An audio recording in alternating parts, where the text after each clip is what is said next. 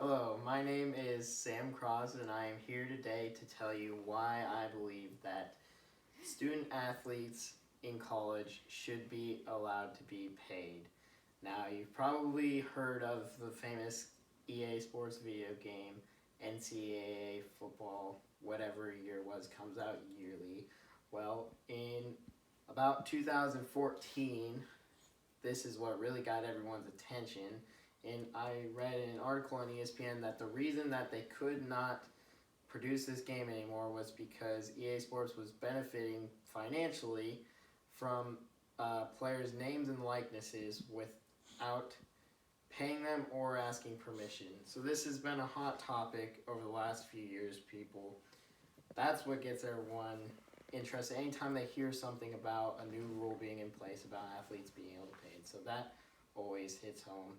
But the reasons why they should be paid, or the main problem here, why they should be paid, is they're supposed to be students first and athletes second, but everyone knows that these athletes are not students first. They have both a demanding schedule in both aspects, and oftentimes even athletics are placed above academics, and the athletics rake in a lot more money. According to an article on USA Today, in 2017, the NCAA reported a profit of $1.1 billion, or a revenue of $1.1 billion.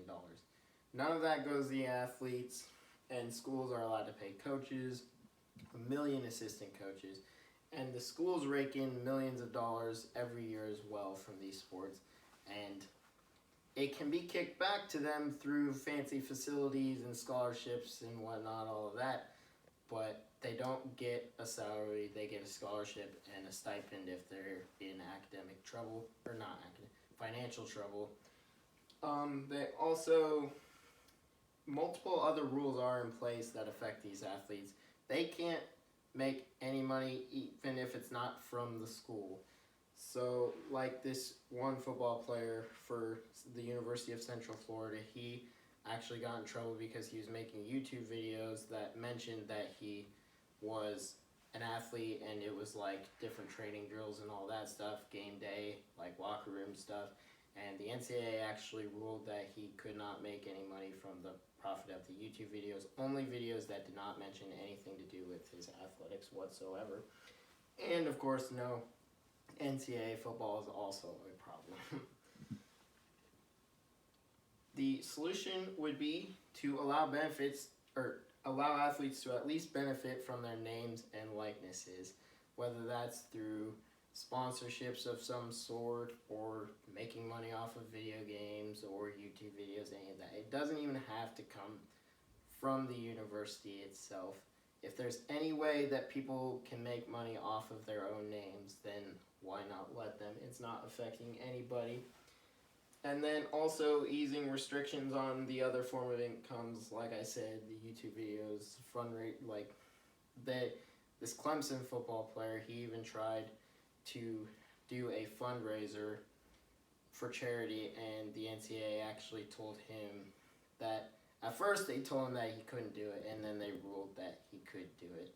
So it's kind of a weird thing, and yeah, just pay the athletes a simple salary. They're making so much money for these schools and not receiving their fair share of the benefit. Why not just pay them?